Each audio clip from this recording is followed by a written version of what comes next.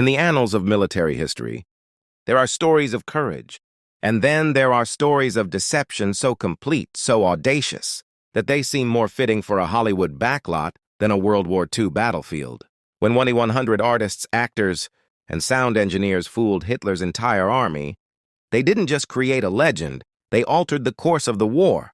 This was the 23rd Headquarters Special Troops, a unit with a mission so secret that its very existence would remain classified for over 50 years. Their weapons were not bullets and bombs, but inflatable rubber tanks and massive speakers blaring the sounds of war. What happened next would become one of the most remarkable, and until recently, forgotten, chapters of the Second World War. The story of the Ghost Army begins not in the trenches, but in the art studios and advertising agencies of America. As Allied planners looked toward the liberation of Europe, they knew they faced a numerically superior enemy. The solution? Deceive them.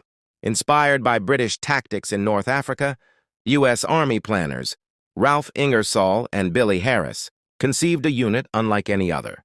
They needed men who could think creatively, who understood visual illusion, and who could sell a lie so convincingly that the German high command would buy it. So the Army went looking for artists. They recruited from the Pratt Institute, the Cleveland Institute of Art, and the advertising firms of New York City.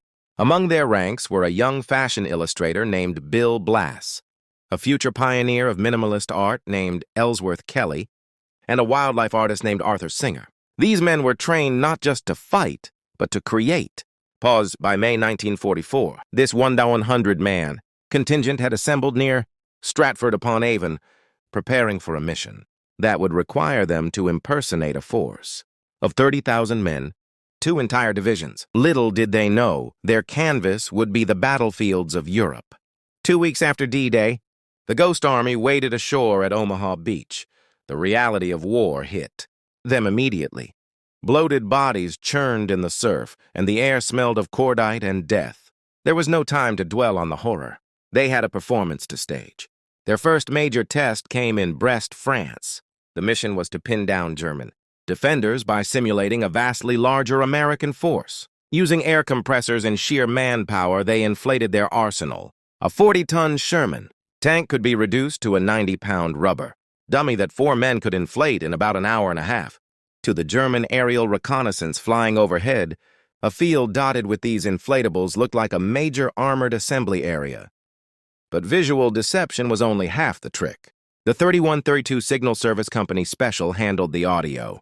Aided by engineers from Bell Labs, they had recorded the sounds of armored and infantry units onto wire recorders. Mounted on half-tracks, massive speakers could project the clamor of tank engines, the clanking of tracks, and the shouts of sergeants for up to 15 miles. At night, they would play these sounds, creating the unmistakable acoustical signature of a massive convoy moving toward the enemy. To complete the illusion, the Signal Company Special mimicked the radio traffic of real units. Every Morse code operator has a unique fist, a personal rhythm.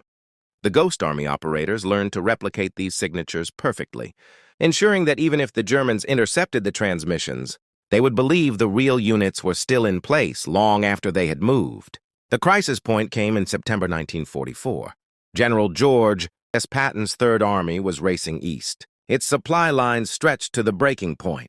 Along the Moselle River, Patton's line had grown dangerously thin. The Germans, sensing weakness, prepared to counterattack. If they broke through, the consequences could be catastrophic for the Allied advance. Patton's men needed a miracle, or at the very least, a convincing bluff. The Ghost Army received frantic orders. They had to make the Germans believe the full weight of the 6th Armored Division was preparing to attack a division that was, in reality, nowhere near the front. Operating just a quarter-mile from the German lines, the artists turned soldiers, inflated their rubber, tanks, and trucks under the cover of darkness. They broadcast the roar of armored columns. They painted false unit insignia on their vehicles and their sleeves. The stakes could not have been higher. If the Germans called their bluff, they would be overrun by a very real and very lethal enemy.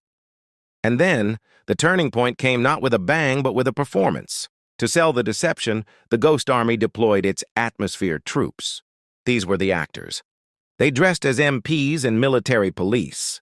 wearing the insignia of the 6th Armored Division, and went into nearby towns to direct imaginary traffic.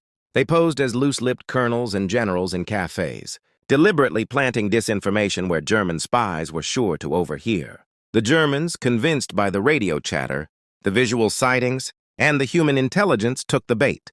They deployed their forces to face the Phantom Division, believing a major assault was imminent. For a full week, the Ghost Army held the line with nothing but rubber and recording tape. By the time the Germans realized they had been duped, Patton had moved up his real reinforcements and sealed the gap. The Ghost Army had saved the day without firing a single shot. Their final and perhaps greatest masterpiece came in March 1945. The Allies were preparing to cross the Rhine River, the last great natural barrier to the heart of Germany. The 23rd was tasked with Operation Viersen. Their mission: convince the Germans that the main crossing would occur 10 miles south of the actual site at Wesel. For 4 nights, they moved like phantoms. They set up over 200 inflatable trucks and tanks. They blasted sounds of rumbling vehicles, hammering, and even soldiers swearing. They broadcast fake radio orders simulating movement to the front. The Germans, completely fooled, shifted their defenses and shelled the empty fields where the Ghost Army performed. When the real 9th Army crossed the Rhine on March 24th, they encountered token resistance. Tens of thousands of American lives were saved by this final brilliant ruse. For their service, the Army estimated the Ghost Army saved between 15,000 and 30,000 American lives, but their story remained locked in classified files until 1996. Veterans like Bernie Bluestein, Seymour Nussenbaum, and John Chrisman kept their secret for decades, some telling their families only that they blew up tanks, which, in a way, they did. Finally, in February 2022, President Biden signed into law the Ghost Army Congressional Gold Medal Act, honoring their unique and distinguished service. The artists and actors of the 23rd Headquarters Special Troops proved that in war, the most powerful weapon can sometimes be the imagination. They fought the Nazis not with steel, but with stagecraft. Their legacy is a testament to the power of creativity, courage, and the sheer determination to outwit the enemy against impossible odds.